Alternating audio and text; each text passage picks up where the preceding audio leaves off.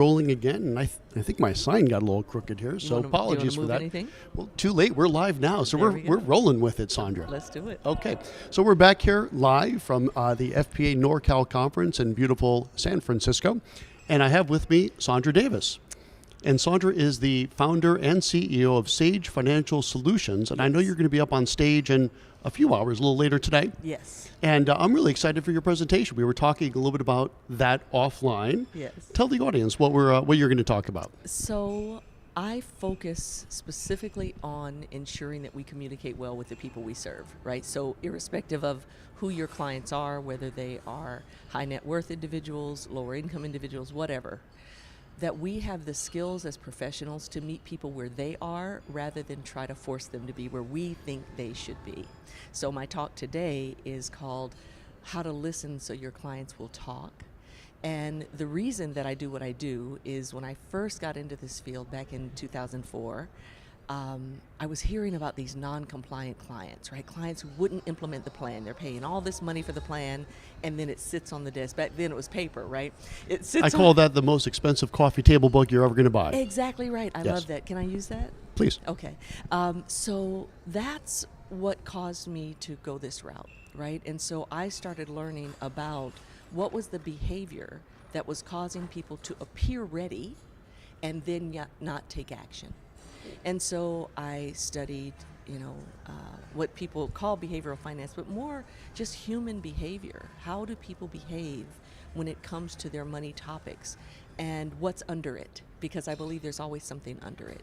So if I have a limiting belief, there's something that's related to that limiting belief that keeps me from living well with my money. So I get to explore what that is. All right, that's interesting. And you could tell we're live here because they are doing some kind of construction back there for the next event. So bear with us. And we're really putting the noise canceling to the test with these microphones. I think it'll be fine. Okay. But that's really fascinating. So what did you find out? So what and I'm trying to use the words that you just used because it was interesting how you phrased that. Someone who seems like they're ready, but they're not. Yeah, so one of the things that I learned very early is called the Trans-Theoretical Model of Change, and it's by James Prochaska. And, this is widely used in all kinds of addiction work, in behavior change work.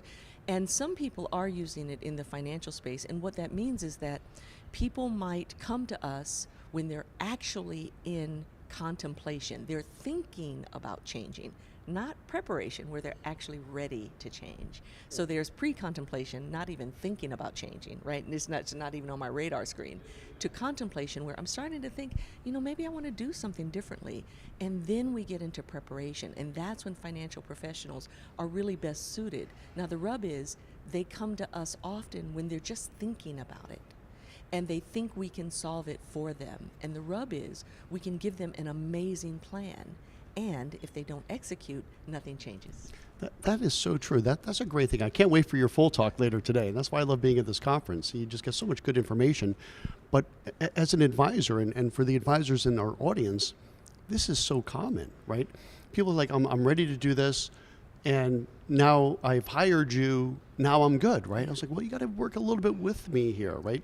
I need some data points first, and I need you to take some action on what I propose. Right. So what are some tips to help us advisors get our clients to engage? Okay, so hold on to your seat. Here we go. You ready? Let's go, I'm ready. You ready? Yeah. Don't start with data points. Oh, no? Okay. No, what do I start with? You start with real discovery, and I don't mean discovery as in gathering data, right? So when I train people, I train them to separate the discovery meeting from the data gathering meeting. And okay. And the discovery is, who are you and what matters most to you? And when you're living with your money in a way that honors your values, what does your life look like? And more importantly, what does your behavior look like? So once I've done that with you, once we have the plan, and I don't do the plan, right? So you all are doing the plan. Once there's the plan, then we can say, okay, what are the actions you are ready, willing, and able to take? And what are the things that you're not ready to do yet? So I don't want my client to lie to me. I don't force them to lie to me by giving them a lot of things to do that they may know and I don't know that they're not going to do. That's really interesting. So help me out here. So what's a good starter question to help me get who this person is before the data points? Yeah. So I'm pretty basic when it comes to the questions. What's going on? What are you here to address? Why is it important now? Okay. And if we start there, then I can get a sense of what's really going on.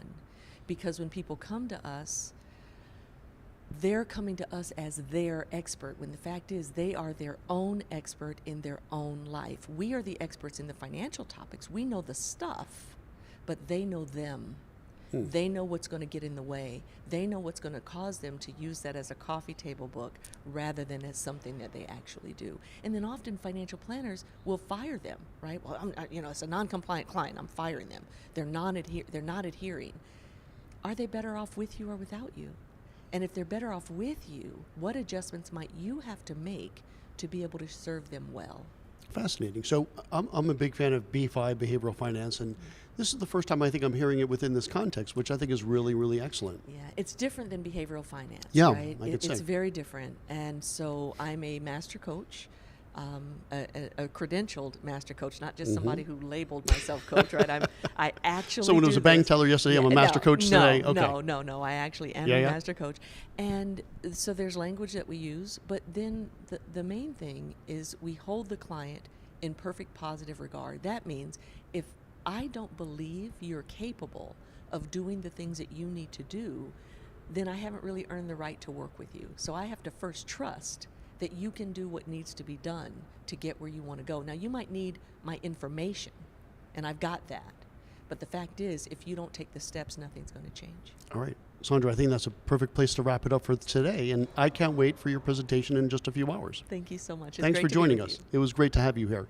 Okay, so this is, again, just an idea of what you get when you come to these types of conferences, especially the ones at the caliber of the FPA Northern California. It's really been spectacular. I go to a lot of conferences, and I have to agree with Michael Kitces, this is one of the best ones. I would and agree. speakers like you is a big part of that. Thank you so much. You bet. All right, so stay tuned. We're halfway through the day here. This is the final day of the conference, and I've got 2 or 3 more segments coming down. They're equally fantastic. We'll see you in about an hour. Thanks for joining us, and thank you, Saundra. Thank you. Okay.